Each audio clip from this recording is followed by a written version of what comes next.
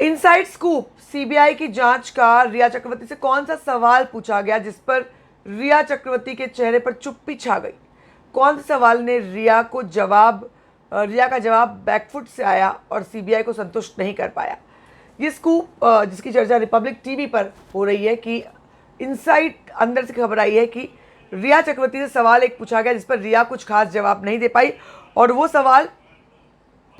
सवाल digital data delete का है, डेटा क्लियरिंग का है। कुछ डेटा डिलीट किया गया था, डेटा क्लियर किया गया था, उसको लेकर के सवाल रिया चक्रवर्ती से पूछा गया। ये सवाल रिया से इंटरव्यू में पूछा गया था, जहां पर रिया ने बड़ी कॉन्फिडेंटली जवाब दिया था कि ये सब बेसलेस है, ऐसा कुछ नहीं हुआ है, उनकी बहन से पूछो, मैं नहीं थी।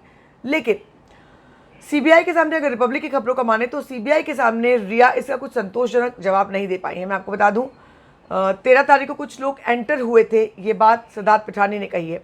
7 तारीख को भी कुछ डेटा डिलीट होने की बात ऑफिशियल पुष्टि भी हुई है कि कुछ एड्रेसेस चेंज हुए थे, कुछ डेटा डिलीट हुए थे।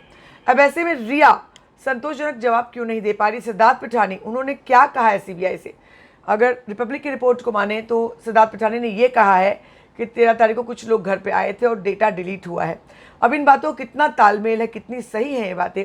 जबकि रिया ने कहा इंटरव्यू में कि ऐसा कोई भी आईटी प्रोफेशनल टीम उन्होंने नहीं भेजी थी और कोई भी ऐसी टीम नहीं गई है जिसने डेटा डिलीट किया। और अगर ऐसा हुआ है तो ये सुशांत की बहन से पूछना चाहिए, मीतू से, क्योंकि वो उस वक्त वहाँ थी, मैं नहीं थी, और मैंने कोई भी डिजिटल डेटा क्लीन अप नहीं किया है।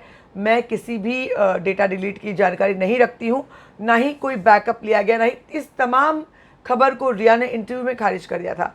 लेकिन अब रिपब्लिक टीवी की रिपोर्ट को माने तो सीबीआई जब इंट्रोगेशन कर रही है तो रिया इस सवाल पर चुप्पी लगा गई है, रिया के पास कोई जवाब नहीं है।